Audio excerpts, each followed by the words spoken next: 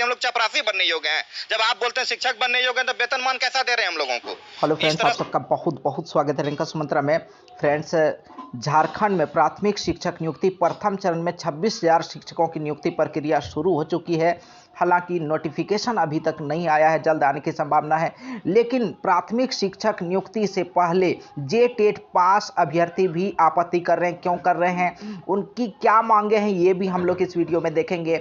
साथ ही चूंकि 2016 में अंतिम बार जे-टेट परीक्षा हुई है और उसके बाद लाखों अभ्यर्थियों, अनुमान है कि 5 लाख से अधिक शिक्षक अभ्यर्थियों ने प्रशिक्षण प्राप्त किया है और उन्हें जे-टेट में अवसर नहीं मिला है, तो वे भी इस बात पर आपत्ति जता रहे हैं कि पहले जे-टेट परीक्षा हो, उसके बाद शिक्षक नियुक्ति की प्रक्रिया हो। अन्यथा उनके तरफ से भी इस तरह की सूचना आ रही है कि कोर्ट में जा सकते हैं। तो क्या एक बार फिर 26,000 प्राथमिक शिक्षक नियुक्ति झारखंड में लटक सकती है, फंस सकती है? तो फ्रेंड्स, इस वीडियो में जे-टेट पास अभ्यर्थी क्यों आपत्ति कर रहे हैं, आइए देखते हैं। अगर सरकार ये चाहती है, हेमंत सोरेन सर बोलते हैं बार बार कि हम 256 दिन में जाके जेपीएससी को क्लियर कर दिए, तो जब 2016 में व्यक्ति टेट पास किया और आप टेट पास के सर्टिफिकेट में आप लिखते हैं कि आप सहायक शिक्षक बनने योग्य हैं, तो अचानक से नियमावली आती है, राज्य में प्रस्तावित होती है, और आप जबकि ये नियमावली, जिस नियमावली से हम टेट पास किए हैं, वही नियमावली हेमंत सोरेन सर जब 2013 में वो बने थे मुख्यमंत्री राज्य के, उस समय उन्होंने बनाया था। 2022 में पुनः नियमावली को नया तरीके से बनाया जाता है और उसमें कहते हैं कि अब आप लोगों को सहायक आचार्य बनाएंगे।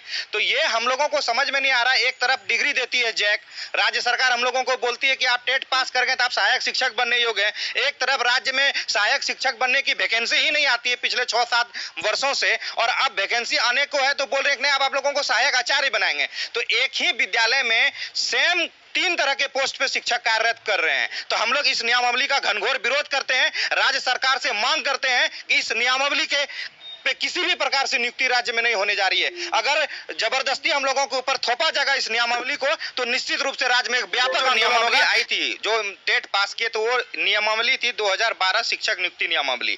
उस नियमावली में स्पष्ट है कि 2 तरह की टेट हुई है, 2013 और 2016 में।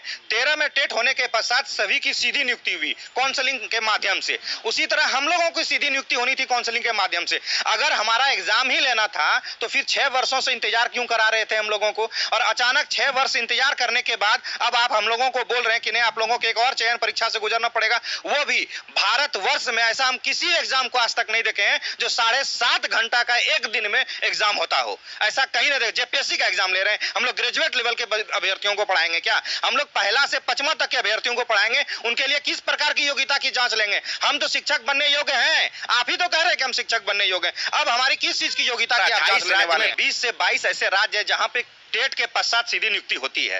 केवल एक ऐसा राज्य है उत्तर प्रदेश जहां पे सुपर टेट की व्यवस्था है।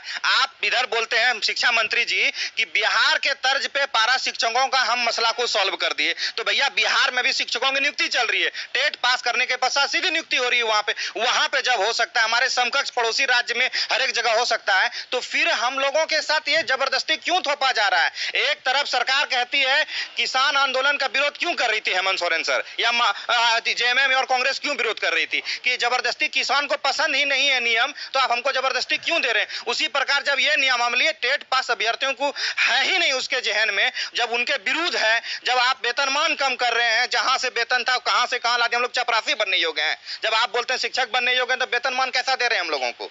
इस तरह से राज्य में नहीं चलेगा। माननीय मुख्यमंत्री से निवेदन करते हैं इस नियमावली को जल्द से जल्द संशोधन